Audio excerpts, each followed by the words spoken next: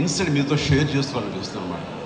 ఎవరో ఒక పొలిటీషియన్, సరే ఎవరికైనా సరే చాలా సాఫ్ట్ టార్గెట్, ఎవరైనా ఏదో మాట అనేసి పర్వాలేదు.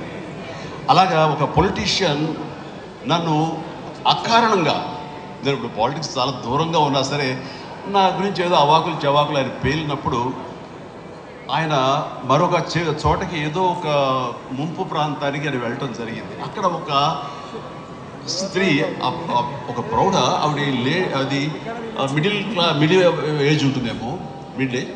ఆవిడ తను పట్టుకుని నానా మాటలు తిడుతుంటే, నీకు ఎలా మనసు వచ్చింది చిరంజీవిని అనడానికి, అది అని తిడుతుంటే నాకు అనిపించింది, మామూలుగా మన మాస్ ఫ్యాన్ కదా ఆవిడ, చాలా గౌరవప్రదమైన కుటుంబంలో ఉన్నటువంటి మనిషిలాగా అనిపించింది గృహిణి.